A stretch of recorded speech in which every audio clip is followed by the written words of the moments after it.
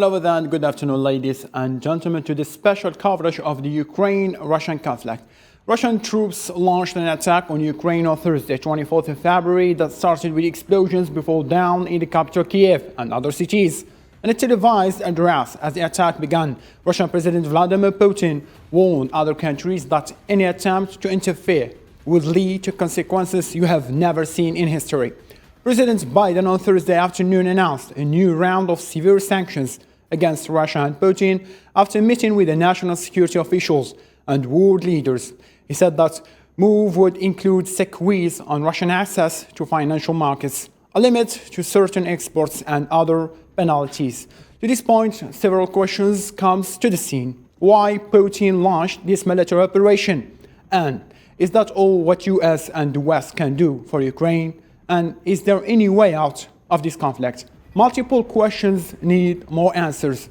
The panel of our guests, represented by Mr. Vladimir Vasilyev, Professor of International Relations from Moscow, and Mr. Alexei Heron, Professor of Comparative Politics from Ukraine, and Mr. David Power, commentator on Arab International Affairs from United Kingdom. Thank you so much, gentlemen, for joining us. And the debate, the discussion, will begin just after this break.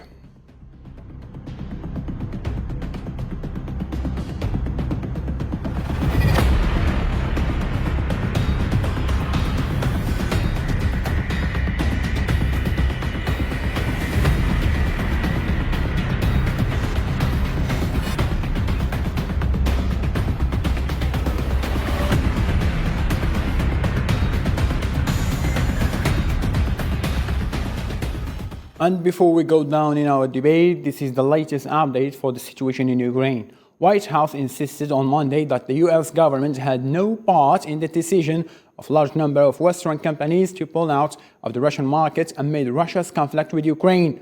The Pentagon says it will help gather evidence of war crimes in Ukraine, accuses Russian forces of indiscriminate attacks. UN Refugee Agency says more than 3 million people have fled Ukraine since the beginning of Russia's military operation on February 24th. Mr. Alexei Heron, since you are in Kiev, where everything is happening now, I will start with you. What can you tell us about the situation in Ukraine now? Because behind the scene, we might miss some points to indicate. Yes, first of all, there were explosions around my vicinity. I am in Kiev, and we know that Russians' offensive was stalled on the ground. So basically what they're doing, they are shelling civilians and civilian objects. I would like to correct, it's not a special military operation, as Russia propaganda said. It's the war. It's the largest war in Europe since the end of World War II. And yes, you are right, now it's up to 4 million Ukrainian refugees in Europe, but also around 3 million IDPs. So it's a huge humanitarian crisis created by unprovoked attack of Russia. Mr. Vladimir, today, it is the 27th of the Russian military operation in Ukraine. What can you tell us about the status of the Russian army as well as the government? Well, concerning the military aspects, maybe I'm not going to discuss it extensively in the sense that the Ukrainian army, which we call unprovoked, for 8 years, it was equipped by NATO, trained by American specialists, and now it represents a very formidable force, by the way. Now what's going on, mainly the Russian concentrated its efforts to isolate somehow or neutralize the Ukrainian military forces in the eastern part of Ukraine, mainly Melitopol and maybe Donetsk and Lugansk regions. From military point of view, it's a very difficult task because, by the way, they're equipped by the Western military equipment, especially Javelin. And as maybe you heard now that these javelins, which were prohibited, the shipment of the Ukraine by American law to Azov battalion, it was found by Russians that Azov battalion equipped with huge amount of javelins, which was prohibited by the American law concerning these restrictions. So up to now, we have many such things concerning, say, this violation of American laws, concerning the military supply, concerning, say, maybe the equipment, the Ukraine infrastructure, military equipment, which was used or is planning to use by the NATO forces, and all the attention concentrated on the sufferings by the civilian population. We may have this from this point of view. We now have information board. Okay, quite understood, Mr. Vladimir. Mr. David Paul, this is your first intervention with us. Thank you so much for accepting our invitation. And as an introduction to your way of thinking, neither Russian or Ukrainian, how can you explain the military operation that is going to affect the whole world, not only two countries or one continent? Well, you call it a special military operation. I think as Professor Alexei in Kiev is saying, this is not a military operation. This is an unprovoked aggression against Ukraine. And I think it's notable that the world's media, the UN, are all united in calling this an unprovoked aggression. As for why it's happening, this is a puzzle, I think, for the whole world to know what is the Russian or more specifically President Putin's aim in this war. He made a speech on the eve of the invasion, explaining that he regarded Ukraine as having no legitimacy as a state, and that I think is what has really concerned and alarmed the rest of the world, that if the borders of Ukraine count for nothing and the sovereignty of the country counts for nothing, then where is the Russian president likely to stop? And that is exactly what the concern is in countries bordering Ukraine, like Poland and the Baltic republics further north, now are wondering what is really the Russian agenda. I think we're all trying to work out what the Russian agenda is in this invasion. Quite understood. Coming to the point that you are saying this is unprovoked military operation, you are sharing the same point of view to Mr. Alexei. To this point, people and critics says that Russia has been provoked because Ukraine wanted to join NATO, Ukraine wanted to work on the nuclear power, so this is a threat to the national security. What are you saying about this, Mr. Vladimir? Who is going to concerning, say, you know that sometimes well, in the West we have dual coverage. First of all, Russia, it is official Russian position that that Russian forces trying to minimize all the losses to the civilian population. If the Russia trying to minimize the West, in the West we heard, okay, Russia is losing its war. It's losing the war against the Ukraine. It's losing the Russia doesn't have plans and so on and so on. If sometimes the advancing is going according to plan or concerning the military successes, will it be partial military successes? They say us that the cost of it is the suffering of the human population. As concerning to the human population suffering, I may say one thing, and I'm not going to put it extensively. For 8 years, the Kiev mass media, Western mass media, they close their eyes on the suffering of the people in the Donetsk and Lugansk region. And they completely ban, all this, sufferings of these people, shelling by the Ukraine forces for 8 straight years. And now they finally woke up culture. They say, Ukrainian people are suffering.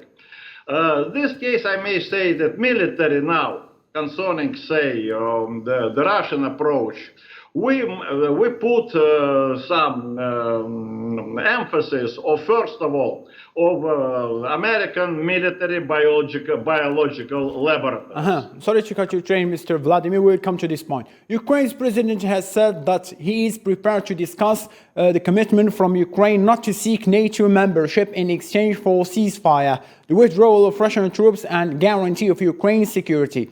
Zelensky said that Kiev will be ready to discuss the status of Crimea and the Eastern Donbass region held by the Russian-backed separatists after a ceasefire and steps toward providing security guarantees.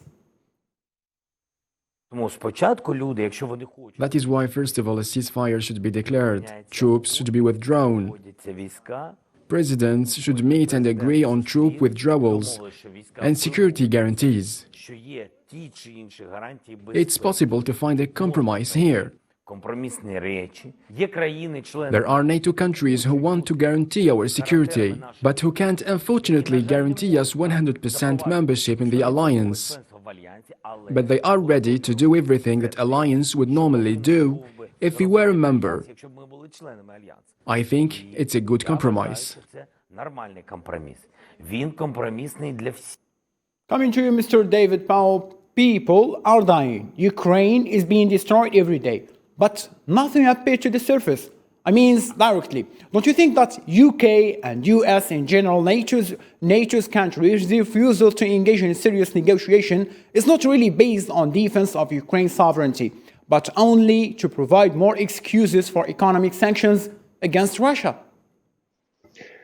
I don't understand why you think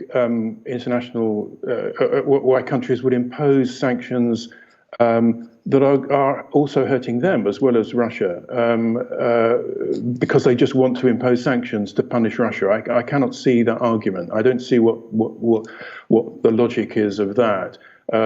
The logic is that Mr. David, I'm sorry to cut you in your thoughts, but the logic is that the list of sanctions, it is said that it was already prepared before the military operation has been launched, because everything was ready. The first day of the military has been launched, the sanctions were ready and start to be imposed.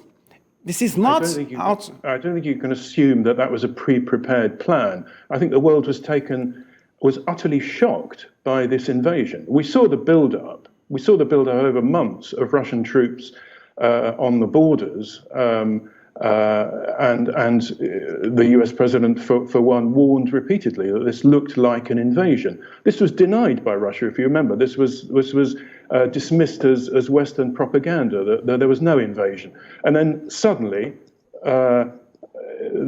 troops invaded. The world was taken by surprise. And then acted. Yes, it didn't act militarily, but it acted to come together to impose the most stringent economic sanctions, because the alternative of actually going to war directly against Russia was inconceivable. NATO has no interest and has been quite clear about not taking military action against Russia, which is, after all, a nuclear power. And President Putin has directly put his nuclear weapons on alert. So that was certainly a warning to NATO countries not to get involved militarily.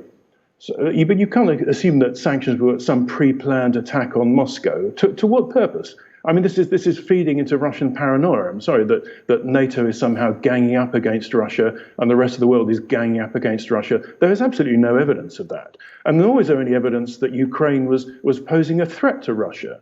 This is pure paranoia from the Kremlin, I'm afraid, and is now being used as somehow a justification for a completely unprovoked attack. And this is not the Western countries saying, this is the UN Secretary General saying this is an unprovoked attack. And understood. Mr. Vladimir, Mr. David Powell is saying this is an unprovoked attack. And critics and some investigations said that this list of sanctions imposed on the Russian economy has been prepared before the military operation take place. What can you say about that? You mean concerning the sanctions? Yeah. Well, Concerning the sanctions, I may say one thing. They are both detrimental and helpful. For example, detrimental in the sense that in the short run, certainly, they inflict some losses and some pain in the form of rising prices and shortages maybe of some goods. But as for, I'm speaking now as an economist, but as for the beneficial use, for example, some products which are being supplied for the export, they are being supplied in order to get, in order to earn foreign currencies at the expense of the Russian people welfare. For example, Japan now is going to raise the price or the tariffs on the crab meat. But crab meat is very popular in Japan, but it's very expensive in Russia. And sometimes, you know, the consumption of the Japanese people are going at the expense of the welfare of the Russian people. That's concerning, say, maybe the beneficial aspects of this very sanctioned politics. Concerning, say, sometimes all this situation which we heard about the huge amount of money, tens and hundreds of dollars now which we have frozen in the Western banks. What they are represent? They represent the investment of Russia in the development of the Eastern or Western countries' economy. And sometimes we have very, you know, now when if you want us, say, to provoke some form of unrest, or some form of people, they do not support, say, Russian government politics, but they now their resentment are going to this very case. Quite understood. Mr. Alexei, I'm sorry to cut you flow by this, Mr. Vladimir. Mr. Alexei, Haran Zelensky said, or let me say Vladimir Zelensky, since the first day, he has been calling for NATO to intervene. I mean, calling for no-fly zone of in Ukraine's airspace. But at the end, after 27th day, his calls means nothing. To this point, I wonder if you can give me a clear answer that Ukraine has been sacrificed for an already agenda made years ago. Well, first of all, I urge to have the same time as my Russian. Yes, you will have your time. Just go ahead. No. He is speaking already for 2 times, and you didn't give me the. You will have your time. Okay, go ahead, Mr. Possibility to answer. So this is first. Second, what we have in Ukraine. Let me repeat again, because you are showing that this is a conflict, and you continue to call it special military operation. 200,000 Russian army attacked Ukraine. Ukrainian cities are shelled by cruise missiles. Russian pilots, they are bombing maternity houses, children orphanages, hospitals. There are signs around these objects in Russian. Дети, children, they are bombing. And you don't call it a war, it's a war. It's offense for thousands of Ukrainian civilians who died not to call it a war. Now, let me come back to NATO. First of all, Ukraine first was attacked in 2014 when Ukraine had a non-bloc status. Russia violated all of its international agreements. Actually, Russia was the guarantor of Ukrainian territorial integrity. And Russia violated. So the first attack on Ukraine started in 2014. According to the UN Charter, we have a right to self-defense. We have the right to receive weapons in order to be defended from crazy Russian hordes who behave like Hitlers. Putin is a Hitler of today. He is using the same arguments as Hitler did. Putin is denying the existence of Ukrainians as a separate nation. So now, regarding the support, yes, we know that we are not a NATO member, unfortunately. And that's why Putin is attacking Ukraine. He is not attacking small Estonia or Latvia because they are NATO members. But Putin behaves like a coward. So he attacks us, and he is raging the threat of nuclear war. So that's why NATO, yes, didn't provide no-fly zone. But NATO is supplying us weapons, which are really important. Again, this is a right to self-defense. And may I ask a Russian counterpart, why do you kill civilians?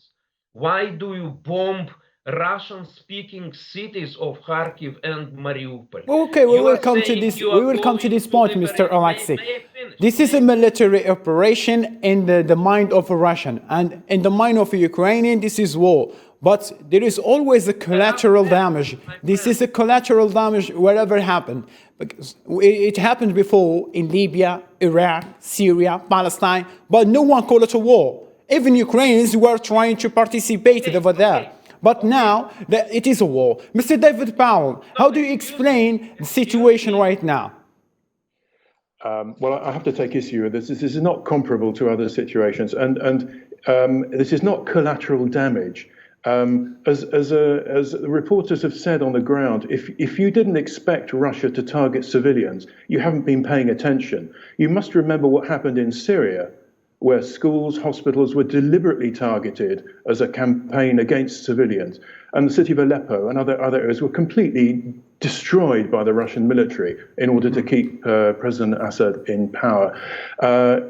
In Chechnya, the city of Grozny was completely destroyed in the second Chechen war that was under President Putin. So this targeting of civilians to deliberately terrorize a nation is not new. It's part of the Russian military strategy, I'm afraid to say.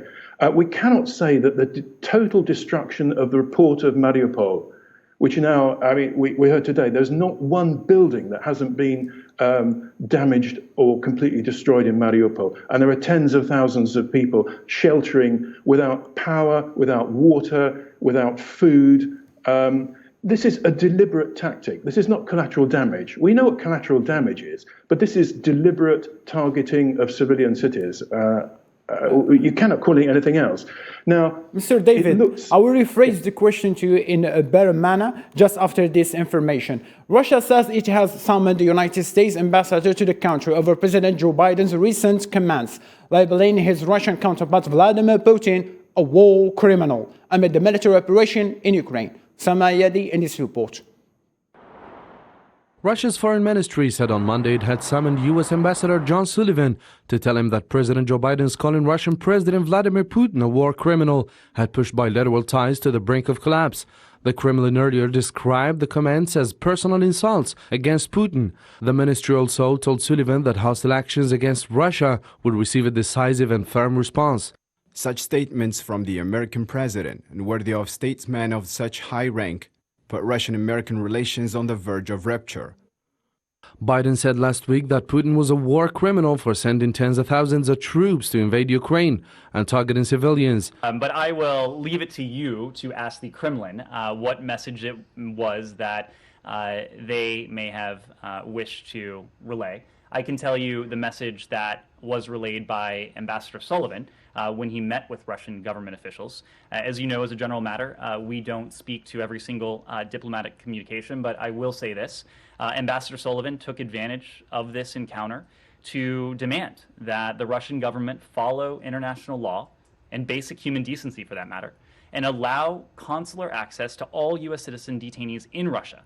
State Department spokesman Ned Price confirmed that Sullivan met with Russian officials, but he declined to say whether the U.S. envoy told them that the United States stands behind the accusations Biden leveled at Putin. It's really rich to hear a country speak about quote-unquote inappropriate comments when that same country is engaged in mass slaughter, including strikes and attacks that have resulted in civilian lives, strikes and attacks barrages that have leveled civilian cities. Price told the news briefing that the United States believes it is important to maintain communication channels with Russia, especially during times of conflict. Tensions between the US and Russia have been rising amid Russian forces continuing military operation on Ukraine's cities and towns, which have drawn global condemnation and complicated efforts to bring about a negotiated end to the conflict. Coming to you, Mr. Vladimir, would you please explain to me what is the meaning of international relations, since this is your field of study? Because all I know is that when there is a problem between two countries, first things done is to cut relation in between. So tell me why Russia didn't cut diplomatic ties with USA, and the vice versa, why USA that calls Putin a war criminal, unleashed unprecedented economic sanctions over Russia's economy, are still having their embassy open over there. First of all, concerning, the bombing, I think that you should, especially in the Middle East, just to show what America do with Raqqa. You know, in Syria there was a city of Raqqa and what they did to Raqqa. So sometimes we may have, and you just to show, because Raqqa happened 3 or 4 years before now what's going on the Ukraine. It's the first thing.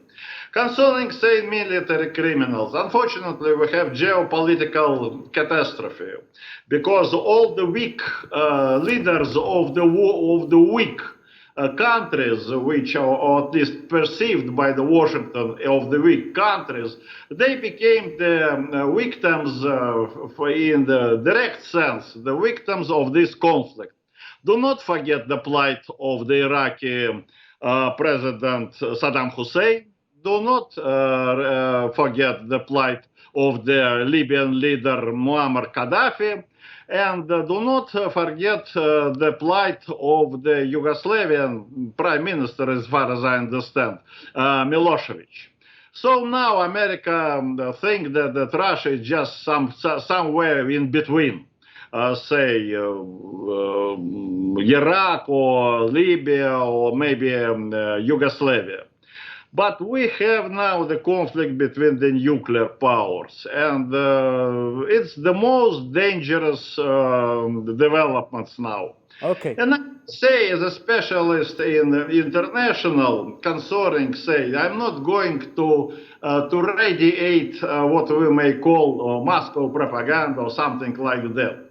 I refer to, one book, because I was analytical, in 1967, so 55 years ago, American thinker Herman Kahn, who was specialist in nuclear wars, he wrote the book Unthinkable concerning the modern nuclear war. And I'm just going to cite this, Herman Kahn analytics, that let us not indulge ourselves in this unthinkable, in this developments. It should be understood, as America may be now, that they do not understand one thing, that Russia is not, Iraq, or not Libya, or not Yugoslavia. It's the main thing, and you should understand. And what Ryabkov or the Russian foreign minister said, that do not, Russia as a developing nations of the third world. Perfectly understood. Perfectly understood. Mr. Alexei Haran, you, as a PhD political analyst, how can you explain the deployment of troops in Slovakia yesterday by NATO countries, whereas politicians and diplomats are looking for solutions? In other words, what is happening? Is Ukraine going to be the battlefield of the World War III? Would you accept this as a Ukrainian? Look, listen, this is a question to Putin, why he is bombarding Ukraine, why he attacked Ukraine, why he's waging war on Ukraine. Putin is threatening the world with nuclear war. So why do you ask me? Ask because Putin. They are now calling for a nuclear war. In Slovakia, NATO are gathering troops. German troops are all gathering in Slovakia. Putin, if you ask him, he will say, I'm defending my national security because Nazism in Ukraine are putting a lot of pressure over the Donetsk, Lugansk, Donbass in general. Well, you are presenting Russian points of view so I'm not nice. in the side No, of you Russia, do. neither in You the do. side of Ukraine. You do. I do have the You side do. of neutral. I just want you to explain You to me the do. point you do have. Okay, I will explain, but you are now presenting the points of Russian propaganda. Okay. So let me explain to you very simple. Ukraine is attacked in non-provoked aggression. Russia is going to crush Ukraine. That's what Putin said. Slovakia, Slovenia are small countries. What their behavior should be? Please tell me. If they see that Russia, nuclear power, they are crushing a large state in Europe, what the small states should do? The answer is simple. They are asking for NATO and the US to reiterate guarantees that they have that there would be no Russian aggression against these countries. So this is a very simple answer. By the way, you showed Mr. Putin, who was sitting in bunker and having a video connection with his staff. So that's very interesting because the Russian dictator for 20 years, he's sitting now not in Moscow, he's sitting in a bunker and he's communicating with his own generals via video. You know, he is afraid to appear. He lost all the sense of Mr. Oleksiy, I'm sorry to cut your train of thought, but if Putin wanted war, he would have invaded, as you are saying, in 2014 and finish everything in 2016, 2018. Why just until now, 2022? Why he would wait all this time? Yes, he invaded in 2014 Ukraine. He seized Ukrainian Crimea and part of Donbass. That's true. But he was stopped at that time by two factors. First, Ukrainian army, and secondly, by Western sanctions. These sanctions were not very powerful, but Putin decided to collect more forces, and that's what he did right now. Again, 200,000 Russian troops, 90% of Russian combat-ready forces are engaged in Ukraine.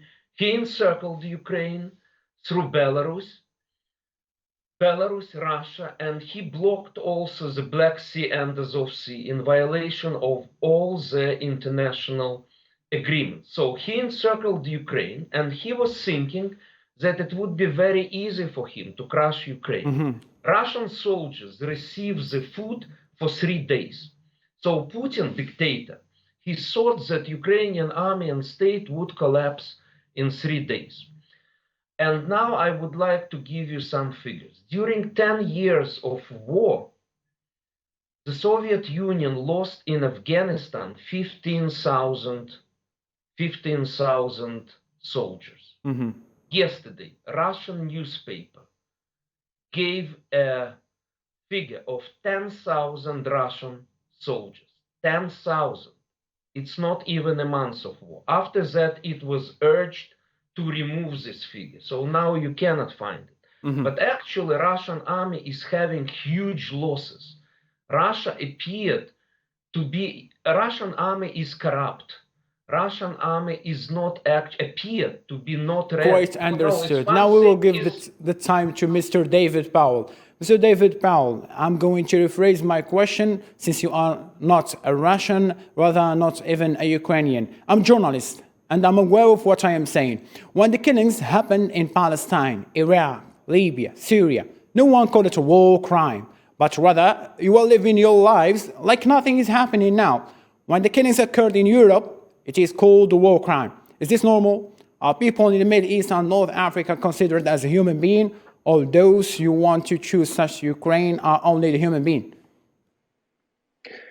Well, war crimes is a definition that applies to all countries and all individuals. There are two ways that you can prosecute a country for war crimes: through the International Court of Justice, and also through the International Criminal Court. You can prosecute individuals.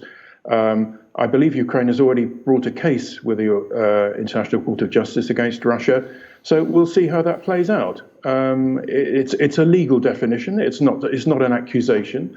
But I must say it's quite hard to not see what is happening before our eyes as war crimes, as not only President Biden, but Josep Borrell, the head of the EU foreign policy, has also described what's happening at the hands of the Russian military as a war crime. And if you saw in the city of Mariupol the theatre under which hundreds of people were sheltering and actually had the word children written outside it on the pavement so that Russian planes could see that there were children sheltering there, and yet it was targeted, it's hard to see how that doesn't amount to a war crime, I'm afraid.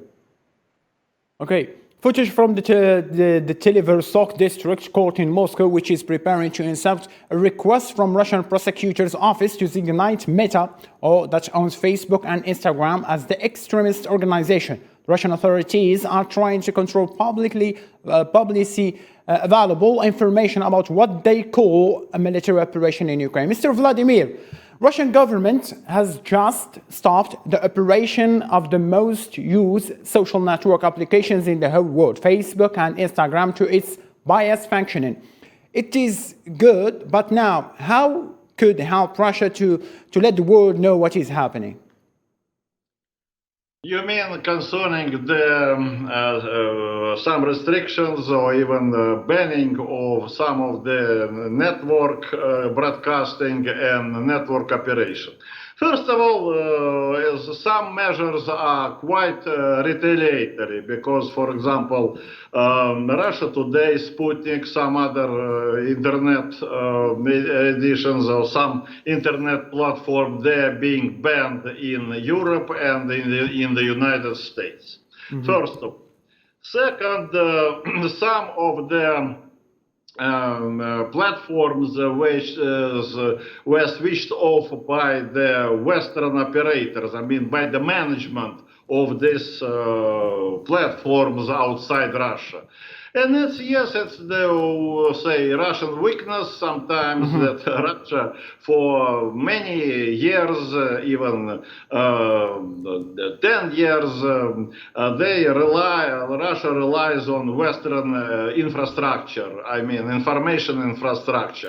Thank you so much, Mr. Vladimir. Due to the lack of time, we will pass the word to 1 minute to each of you. Mr. David Powell.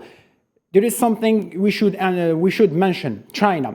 What is the position of China in this situation, in your point of view as a political reader between the lines? Well, I think China is it sees itself in a difficult position. On the one hand, it subscribes to the Putin view of the world, that Western liberalism is a system that is on the way out, it's weak, and authoritarian governments are on the way in. They would like, as Putin is, to try and undermine, if you like, the Western liberal order of rule of law, free trade, free institutions, and basically freedom. They see the world in the same light.